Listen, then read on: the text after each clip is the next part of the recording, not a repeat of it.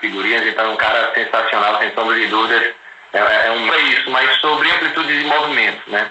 Eu ouço muito, né, duas vertentes gigantes da amplitude de movimento. Uma vertente defendendo o aumento da amplitude de movimento e outra vertente que não defende a amplitude de movimento. Acredita que exercícios mais curtos, com menor amplitude, deva ser prescrito. E me chama a atenção uma coisa, porque todos dois têm argumentos muito sólidos, né? Quando a gente fala em alta amplitude de movimento, a gente fala na possibilidade do músculo trabalhar sobre vários tipos de tensão, ou seja, com angulações distintas. Então isso vai gerar um estímulo de propriedade músculo-esquelética para lesões, microlesões músculo-esqueléticas e, consequentemente, aquilo ali tem um aumento de fatores hipertróficos de crescimento. Mas, por outro lado, né, em especial porque a amplitude de movimento maior dá para trabalhar mais amplitude excêntrica, né? E a gente sabe que o estímulo excêntrico é um estímulo que é buscado muito para quem quer gerar hipertrofia. Mas, por outro lado, quando a gente faz exercícios com baixa amplitude de movimento, a gente causa uma hipóxia local maior. E quanto mais a hipóxia local ela é desenvolvida, maior a possibilidade da gente gerar o estímulo para contrações de fibras do tipo 2. E aí as fibras do tipo 2, elas também têm um efeito muito benéfico para causando microlesões nela, ou estimulando maior microlesões nela, ela tem maior cabeça de miosina, consequentemente a gente vai ter um maior estímulo para hipertrofia. Então, assim, tanto quem faz contrações curtinhas, né, amplitude de movimento curtas, tem argumentos sólidos para explicar o porquê que ele gera hipertrofia, como também quem faz movimentos com alta amplitude de movimento, então fica mais tempo durante a contração excêntrica, né? E a gente sabe que estudos já demonstram que a contração excêntrica gera mais microlesões, consequentemente maior nível de hipertrofia. Então a gente tem argumentos sólidos para um e para outro. Nessa situação, quando a gente tem argumentos relativamente sólidos para os dois, óbvio que tem discussões que são tidas nas duas possibilidades, e a gente sempre vai discutir, mas a gente tem uma linha de raciocínio que é legal. Diferente do twist, por exemplo, que a linha de raciocínio é quase unânime. A gente fazia antigamente, mas não tinha nenhuma base sólida, e hoje a gente sabe que isso não tem fundamento. Mas quando a gente tem duas possibilidades, como amplitude de movimento curta, né, baixa amplitude de movimento e amplitude de movimento maior, todas as duas têm uma solidez do ponto de vista científico. Qual o caminho que você tende a seguir ou repassa isso, seja para os alunos da academia ou os alunos professores das academias? Como que você tem discutido essa temática sobre esses assuntos em que tem divergências e tem pontos positivos para os dois lados? Eu vejo assim, Leônidas, é mais uma riqueza que nós temos prescritiva, porque é mais uma variação que eu posso pensar. E, de novo, eu sou muito apegado à palavra depende, porque toda vez que eu vou interpretar mais a fundo uma prescrição, eu vejo que tem N fatores que vão me levar a conduzir uma prescrição para um lado ou para o outro lado. Então, depende de N fatores. Vamos lá. Falou da amplitude curta, maior hipóxia, isso vai gerar um maior pump também, entre outros fatores, e também é contributivo na hipertrofia. Bom, tem um estudinho aqui para mostrar para a galera, só para ver como isso que tu está falando foi comprovado pelo Hirono aqui, nesse estudo que ele fez, vendo o pump muscular como um marcador do estresse metabólico do exercício, e no final do estudo ele viu o seguinte, que lá nos cálculos estatísticos de análise de regressão dele, e com o coeficiente de determinação, ele encontrou em torno de quase 30% da hipertrofia futura explicada pelo pump da primeira sessão. Então, é bastante coisa, 30%. Então, nesse sentido, nós ficaríamos então com amplitude mais curta, que é mais propícia a gerar essa hipóxia. Hipóxia, como tu mesmo falaste. E a amplitude maior, né? A amplitude total gera um maior time under tension, né? Maior TUT, mantém maior tempo sob tensão. Aí, Leônidas, eu como trabalho com eletromiografia, isso a gente já viu acontecer e tem uma explicação biomecânica muito clara. Eu vejo assim, bom, por que se trabalha com um volume lá de repetições versus séries vezes quilagem, né? O peso, a carga que o indivíduo faz, para ter o volume total. Ou a outra abordagem que nós fazemos é o TUT, o Time Under Tension, o tempo que o indivíduo fica sob tensão. A pergunta e isso já é comprovado, é mostrar nos estudos que conduz também a hipertrofia. Quanto maior o TUT, maior o volume, eu vou, ao longo do tempo, cronicamente produzindo maior hipertrofia. Tanto é que é um marcador de vários estudos aí que o pessoal faz. A pergunta que eu me faço, e aí entra a eletromiografia biomecânica, é a questão seguinte. Bom, se eu pensar no Time Under Tension, né, se eu pensar no TUT, que é o tempo que esse indivíduo numa série vai ficar sob tensão muscular. Eu tenho que me perguntar qual é a qualidade dessa tensão muscular. E aí a gente pode cair na discussão de amplitude de movimento para alguns exercícios. Porque nós no Treino Pouco já mostramos em vários vídeos que existem determinados pontos da angulação que o indivíduo cai, que nós chamamos de ponto de descanso, que é onde o torque resistivo, ele vai quase a zero, porque o indivíduo diminui muito o braço de momento dele, numa determinada articulação. Então ele está em um ângulo onde ele está tensionando a musculatura, mas tensionando muito pouco. Então aí que vem a pergunta, se o objetivo é gerar uma tensão interessante, para que essa tensão interessante, concentricamente e principalmente excentricamente, gere uma tensão que estimule o processo hipertrófico, por diferentes maneiras, se eu entrar em ângulos no qual essa tensão cai de uma forma exacerbada, eu não vejo muito interessante isso. Por exemplo, e já vi, quem vai palestrar conosco aí no Congresso Biomecânico, o Fábio Chiodini, fazendo isso, com os atletas dele, a questão do agachamento. A gente sabe que mais a fundo tem estudos de eletromiografia antigos mostrando que atua mais em glúteo máximo, por exemplo, eletromiografia. Estudos bem recentes do cubo mostraram que hipertrofia mais glúteo máximo e adutores. Então, há tanto a comprovação eletromiográfica quanto a confirmação por imagem de ressonância magnética de hipertrofia de glúteo agachando mais a fundo. Então, favorável a uma maior amplitude. Porém, isso nós estamos discutindo a fase excêntrica, a fase descendente. E a fase concêntrica, a fase ascendente. Se esse indivíduo fizer completa a fase ascendente, ele diminui os braços de momento que ele tem da linha de tração do peso da barra em relação ao quadril e o joelho. Tanto é que o indivíduo, quando ele está no final da série, ele pode dar aquela 1-2 segundos em cima para descansar. E eu brinco sempre com a galera, né? Eu não vejo ninguém fazer o agachamento descansando embaixo, quando desce ou no meio do movimento parar para descansar. Porque não tem como descansar, porque ali o torque é muito alto, o torque da resistência, e consequentemente o trabalho muscular é bastante exacerbado. Então, Leones, tentando concluir, fazer um desfecho aqui do meu posicionamento, é o seguinte: ok, uma amplitude maior para agachamento é melhor, para glúteo, por exemplo, sim. Mas e a fase concêntrica? Eu diria que não é interessante fazer ela pela total, para não entrar em ponto de descanso, onde eu diminuo de uma forma bem grande, tá? Bem exacerbado o grau de tensão muscular em quadríceps, em isquiotibiais, em glúteo máximo. Então, se eu estou buscando uma tensão interessante no músculo durante a série, é interessante também evitar aqueles ângulos onde essa tensão vai diminuir. E a biomecânica... Então, bem, aí a gente pode ter um pensamento que pode parecer no primeiro momento contraditório. Bom, mas se eu pensar na fase excêntrica, eu vou para amplitude máxima, vou agachar mais a fundo. Bom, então eu sou favorável à amplitude total. Mas quando eu penso na fase concêntrica, eu já sou favorável ao contrário, a fazer uma amplitude parcial para mim, para o ponto de descanso. Então eu acho que tem que ser uma coisa... Cada exercício, Leônidas, aí é meu pensamento, minha visão, tem que ser analisado individualmente pelo profissional, para poder ver, nesse caso do agachamento, é mais interessante ir a fundo, se o cliente puder e tiver condições para fazer isso, e não alinhar o corpo completamente na vertical na fase concêntrica. Isso vale para o supino, descer mais no supino e não subir completamente também, porque ele também entra no relativo ponto de descanso ali, pelo braço de momento também. Então eu diria assim, ó, fechando a minha resposta, meu pensamento, minha visão, né? Cada exercício tem que ser analisado individualmente, nesses aspectos que eu coloquei. Em algumas situações eu vejo viável a amplitude total, em algumas situações eu não vejo tão viável assim a amplitude total pelos motivos que eu te relatei agora. Isso nessa linha de raciocínio é o que muitos fisiculturistas têm definido, por exemplo, quando usam o supino, em vez de ser o supino reto na barra, eles fazem um supino no cross invertido, né? Então deita no cross e faz. Porque a todo momento ele está ali com a fibra sob tensão. E aí a gente perde, por exemplo, o tempo de pausa que a gente normalmente tem quando faz com a barra, que a gente para aqui em cima e faz com que o peitoral reduza o seu nível de atividade. Então eu concordo plenamente. Quando a gente fala da maneira generalista, normalmente ela não se aplica a essas especificidades. Sem contar que muitas vezes a gente esquece, a gente tem uma tendência a trabalhar os movimentos dos músculos, mas se esquece que o músculo ele normalmente não tem um movimento ou só uma posição. Por exemplo, o glúteo máximo. Por mais que a gente falhar, o glúteo máximo é extensor, a porção inferior dele é extensor, mas a porção superior é abdutora. Então, até que ponto você precisa trabalhar a porção inferior naquela tua aluna ou uma porção superior? Então, se você precisa mudar isso, você tem que mudar o vetor de força também. Aí você precisa trabalhar no cross, você precisa trabalhar com elástico, você precisa modificar o vetor de força para oportunizar que outros feixes e fibras musculares dentro daquele mesmo grupo muscular você consiga ser ativado.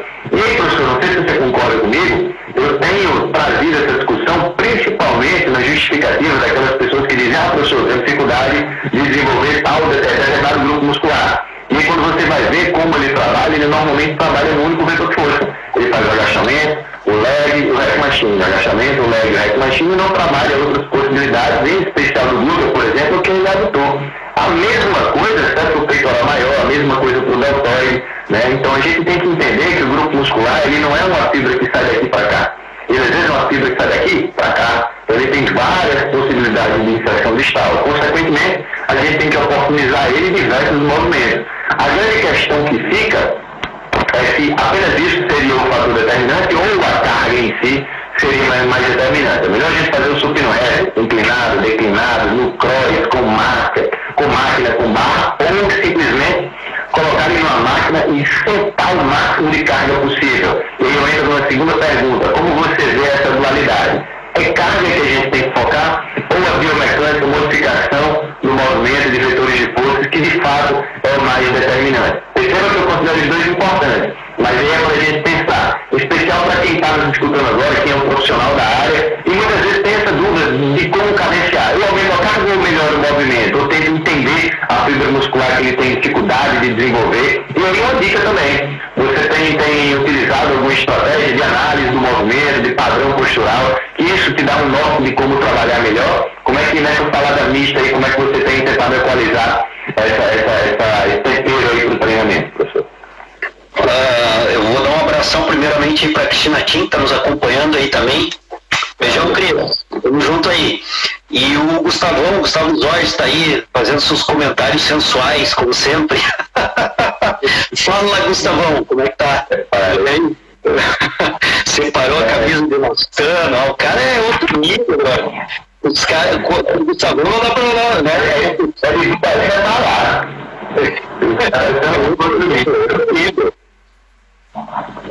Vai aproveitar também mandar um abraço aí para a Cristina Tim, ela que está na organização, pessoal. Nesse primeiro congresso de biomecânica, é uma seleção, tá todo mundo lá e eu estou carcado, mais novinho na Copa 2002, só acompanhando essas férias aí. Um forte abraço para a Cristina, um beijão pro Gustavo, um abraço por trás para você também, viu, Gustavo? Mais tarde a gente se vê aí. Gustavo é uma figura, cara, é uma figura. Beijão, Cris, tamo junto aí, tá? E o Gustavão se cuide com a sua camisa sensual aí, muito cuidado. Bom, com relação ao que tu tinha colocado, olha só, Leônidas, tu já colocou um outro dado aí pra galera, né? Falou, o pessoal, estamos discutindo um pouquinho do glúteo, mas poderia ser ampliado para outros grupos musculares, né? O glúteo, região superior é abdutora, talvez mais do que extensora, ou quase que mais abdutora, e o cara foca sempre em estender quadril, né? E aí tu coloca uma outra situação, que é a variabilidade de treino, né? Ter a capacidade de variar, talvez esse seja um dos pontos mais importantes dentro do processo hipertrófico. Talvez a gente ficar discutindo qual o melhor exercício, seria melhor nós discutirmos qual as melhores variações ao longo de um mesociclo de treinamento, para realmente ir compondo, né, o conjunto muscular. Como tu muito bem falou, alguns músculos abrem que nem um leque, né? Então, tipo, o peitoral maior é um desses. Tu tens a porção clavicular, a porção medial, external e a porção costal. Então, a linha de tração, como tu colocou, ela é diferente. Então, para eu poder otimizar o trabalho, talvez um movimento, um exercício diferente, uma variação diferente, para otimizar essas fibras, seja mais interessante. E isso, Leônidas, tem respaldo na eletromiografia. A eletromiografia traz algumas informações nesse sentido, que algumas variações às vezes são eficientes. Por exemplo, uma variação que a galera questiona muito e é eficiente é o fazer panturrilhas, gastrocnêmios, com os pés abduzidos, rotação externa do quadril, pés paralelos e pés aduzidos, né, com rotação interna do quadril.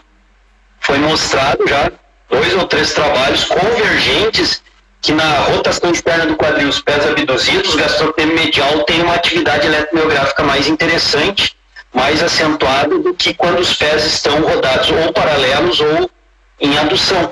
Então, a variabilidade me parece interessante. Esses dias eu fiz uma live com o Jonato e perguntei para ele qual era a visão dele sobre isso, né, do processo hipertrófico. E ele concordou, ele vê também que a variabilidade é interessante. E aí a tua pergunta é, coloca mais peso ou dá um pouco mais de volume? E aí eu acho que a ciência já nos deu uma certa ideia que o equilíbrio talvez seja o melhor. Quando se calcula lá a carga que o indivíduo usa, eu utilizar com quilagem o termo que eu uso, né? A quilagem, quantos quilos ele supina, quantos quilos ele agacha. Então a quilagem dele, vezes o número de repetições que ele fez, o número de séries, a gente vai ter aquelas tonelagens de treino. Se nós tivermos aquela tonelagem de treino com menos repetições e mais peso, ou tivermos aquela mesma tonelagem de peso com menos repetições, com menos peso e mais repetições, parece que se a tonelagem de treino total for a mesma ou muito próxima, o processo hipertrófico vai se tornar praticamente o mesmo.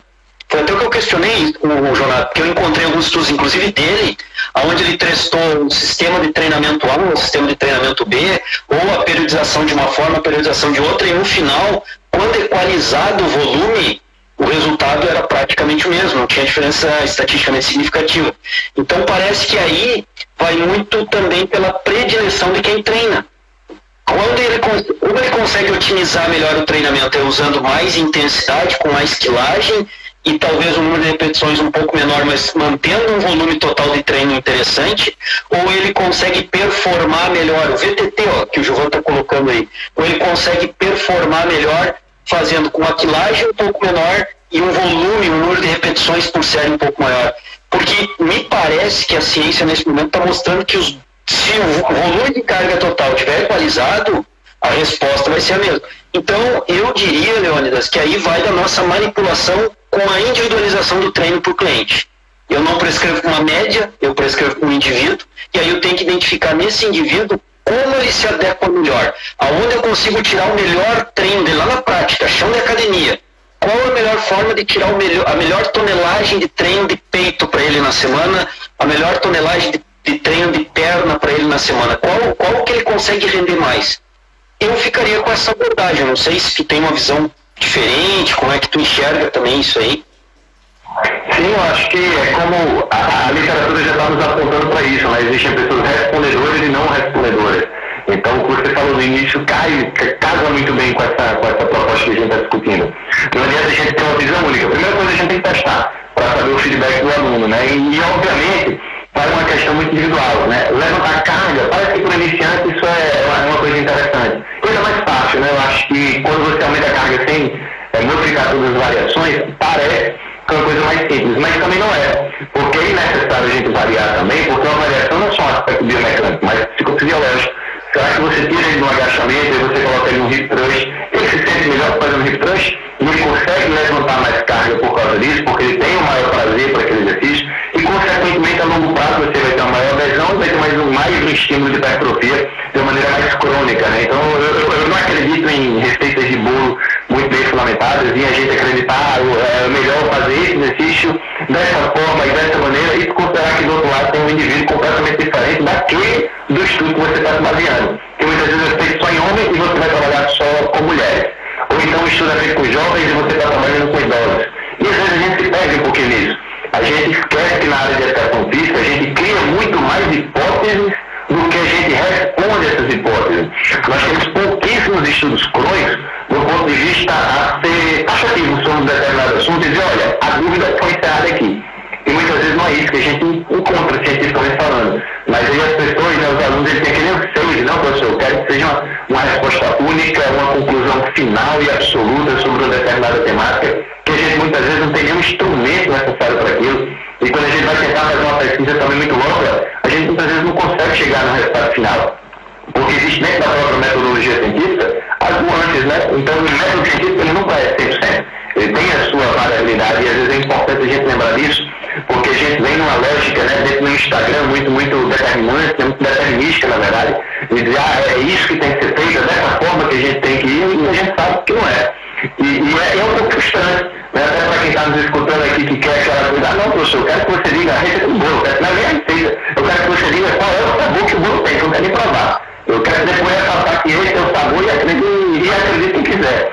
E isso é muito perigoso, porque a nossa área ela é muito embrionária, né? Então a gente muitas vezes compara, porque a medicina fez uma cirurgia de transposição de grandes vasos há 50 anos, enquanto foi feito o primeiro estudo sobre hipertrofia, né, do ponto de vista prático da nossa área. Então é uma cirurgia da medicina que já é antigona, e que mais para eles que é uma coisa assim, banal, quando a gente vai ver na mesma época que começou os estudos sobre... Então, gente, entendam que a nossa área, ela ainda é hoje um bebê, era um embrião virou um bebê, e ainda precisa engatinhar. E às vezes nesse anseio a em querer que a nossa área saia correndo e já deu resultado para tudo, a gente acaba se perdendo. Pegando estudos que criam hipóteses e vendendo como se fosse a resposta das hipóteses que estão sendo criadas. Eu acho que ter essa ponderação, essa tranquilidade de dizer, gente, a gente pode utilizar tudo isso, faz parte tudo isso da literatura científica, parece que a gente tem uma robustez maior, falando de uma maneira positiva sobre grandes volumes em relação ao aumento da intensidade, mas pode ser que o teu aluno aquilo não funcione, porque os estudos estão se baseando num determinado público, com uma determinada condição socioeconômica, condição de vida, tempo de descanso, possibilidade de alimentação ou de sono, que muitas vezes não representa o que o teu aluno tem. E às vezes você aumentar o volume para ele não vai dar certo, porque ele vai cansar mais rápido, é o treino no final da noite, não é o treino feito às 2 horas da tarde com todo mundo alimentado, como foi naquele estudo, e as coisas não funcionam. É por isso que a gente fala, na prática, a teoria é outra, porque a nossa teoria ainda é frágil.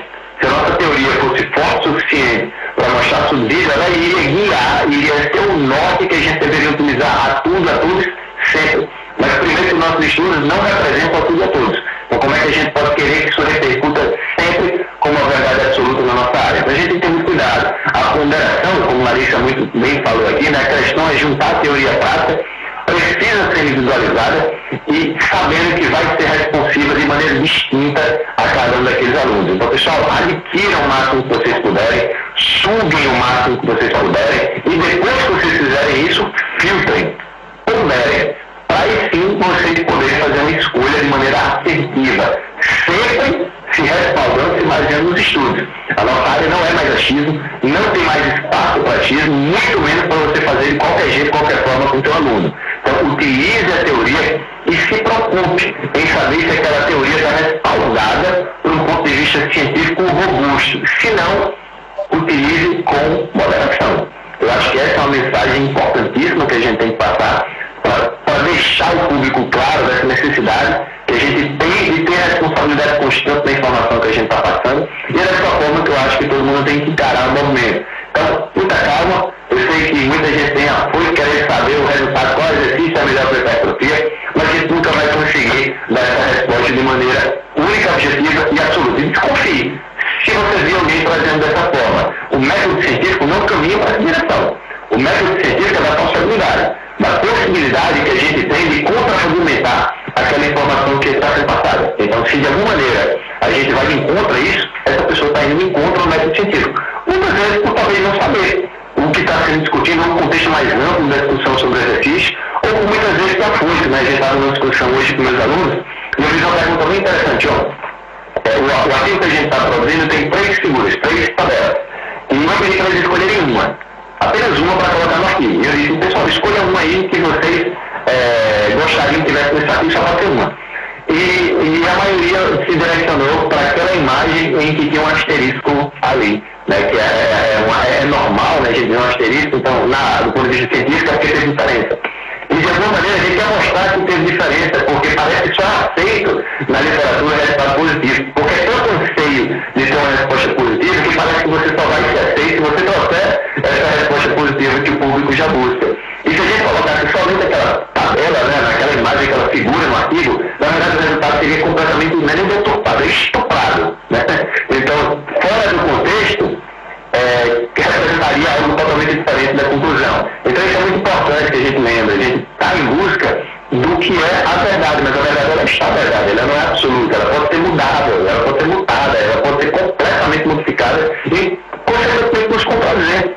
Isso é normal, isso é natural. E às vezes a gente defende algo com muita veemência porque a literatura científica apontava para aquilo. Mas lembrando que às vezes a gente defende com a literatura que a gente tem. É uma literatura robusta ao ponto de a gente dizer que aquilo margeia uma verdade quase que absoluta? Não.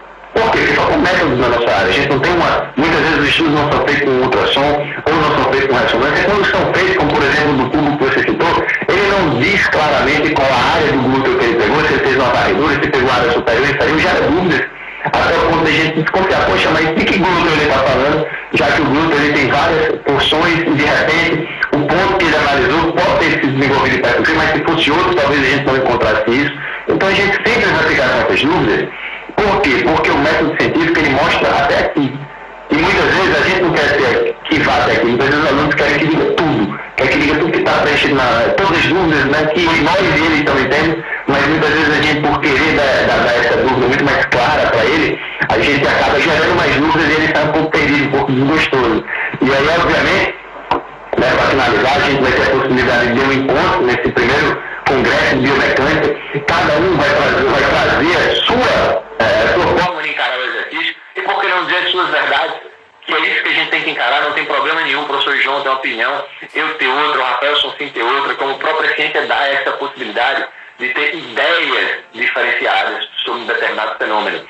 Nada na literatura científica ela é verdade absoluta. E por que seria dentro da área do movimento? Né? O que a gente não pode fazer, que aí é por isso que eu fico feliz de estar com tantos professores que eu também admiro, é a capacidade que todos têm, né, pela conversa que eu já tive com o Sonsim, com o Zose, com o Chiodini, contigo estou tendo agora, essa visão que todo mundo tem. Ei, calma, vamos estar os pés no chão.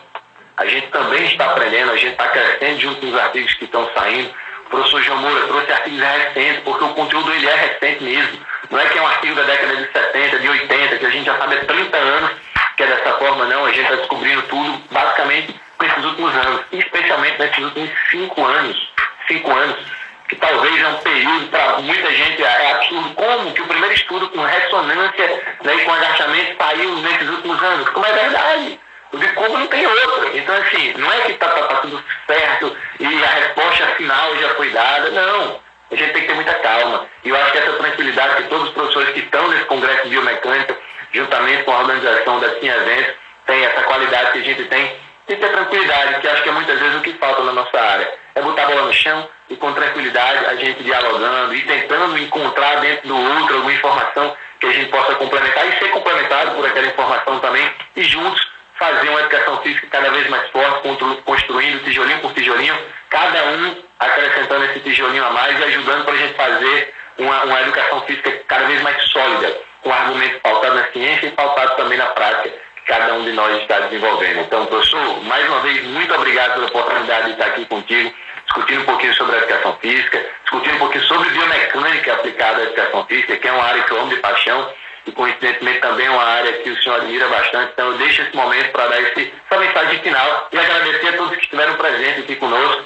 e também fazer o convite. Vou para mais uma live agora com a professora Leila Maia falar sobre exercício de uma perspectiva completamente diferente. É focado para vocês que pensam, poxa, como que eu vou treinar nesse período de pandemia em casa, como que eu vou me organizar, como que eu vou me harmonizar. Quando eu voltar para a academia, o que é que eu devo fazer, o que é que eu devo seguir para não me lesionar e buscar coisas que melhorem a minha prática de atividade física diária e mostrar um pouco do que eu faço, que fiz nesse período de pandemia, que talvez seja interessante para essa galera discutir e escutar um pouquinho mais sobre essa nova realidade que a gente está vivendo. Professor, é contigo aí a mensagem final. Mais uma vez, muito obrigado. Leônidas, eu que agradeço aí o convite, o nosso bate-papo. Vamos fazer outros, né, cara? Eu acho que é extremamente válido isso. Estou fechado com teus argumentos, eu acho que é bem por aí mesmo. Até os estudos crônicos que nós temos, nós vivemos aqui, estudo de 12 semanas, 24 semanas, não temos estudos longos. Então a gente sabe até aí 3, 4, 5 meses no máximo que acontece. E a partir dali, continua o mesmo efeito acontecendo na mesma parte, a gente não sabe. Então tem várias limitações, tem que ter muito cuidado. E para deixar a mensagem final, talvez a galera fique assim, eu estava esperando que eles me dessem a resposta do exercício mágico. E aí a galera fica desapontada, desiludida, porque não existe o exercício mágico. Mas eu diria que essa é a riqueza da nossa área. Porque se não houvesse o exercício mágico, um software qualquer nos substituiria. É só fazer um algoritmo com os melhores exercícios para hipertrofiar, ele faria melhor do que nós. Como são vários elementos que têm que serem postados na mesa, discutidos, analisados pelo profissional para prescrever um bom treino de hipertrofia, ainda bem que é assim. Porque aí vai exigir o trabalho e a competência intelectual humana e não é um algoritmo de um software que vai nos substituir. Então não venham isso, enxerguem isso como algo ruim. Eu enxergo particularmente como algo muito bom. Ainda bem que é assim. Leônidas, obrigado aí pela parceria. Vou te convidar outra hora que nós fazemos agora. Eu te convido, tá? Mas vamos achar um horário bem legal. E estamos juntos no Congresso de Biomecânica aí com a TIM Eventos. Vamos estar lá. Beleza? Um abração pra ti. Tamo junto. Valeu, professor. Valeu, galera. Obrigado pela participação e presença de todos vocês. E até mais, professor. Forte abraço. Valeu. Obrigado. Valeu, galera. Obrigadão.